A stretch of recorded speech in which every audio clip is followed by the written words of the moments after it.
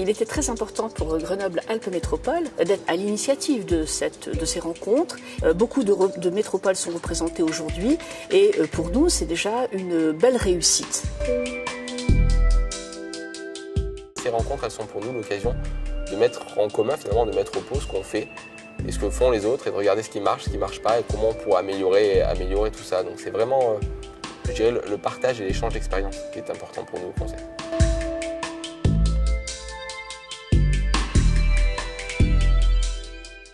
Ce qui est particulièrement intéressant dans ces échanges, c'est qu'ils sont rares. On a besoin d'avoir aussi une vision plus large de la société, parce que le dialogue citoyen, il n'est pas étranger, il n'est pas à part dans l'évolution de la société.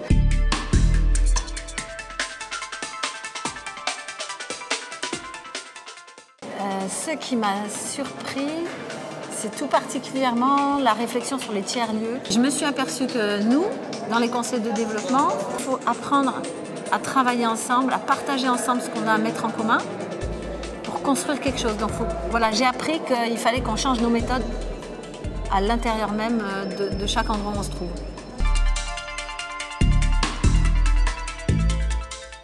Donc l'intérêt pour nous, c'est d'échanger les pratiques, évidemment. On a discuté à midi avec des gens bien impliqués dans la démocratie participative au niveau de la métropole et ça va nous ouvrir énormément de pistes.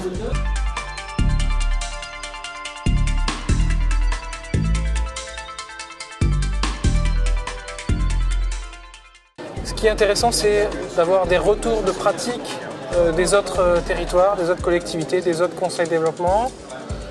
Tout simplement parce que chacun aujourd'hui innove, invente des nouveaux dispositifs. Alors, ce qui m'a surprise, c'est peut-être de voir que les conseils de développement interviennent dans la vie des métropoles de manière différente selon les métropoles. C'est un sujet que je ne connaissais pas personnellement en arrivant à ce séminaire et je pense que je vais le creuser dans ma propre métropole. Si vous savez pas ce que c'est encore mieux. Le Théâtre Forum, c'est un processus que j'aime bien et qui, du coup, apparemment, donne des pistes intéressantes pour réfléchir à l'évolution des processus de participation. Voilà.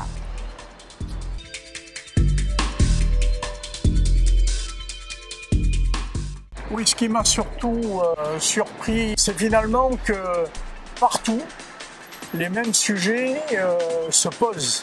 On voit bien la difficulté qu'il y a à rapprocher les avis, les intérêts divergents, les postures. Tout ça est particulièrement intéressant.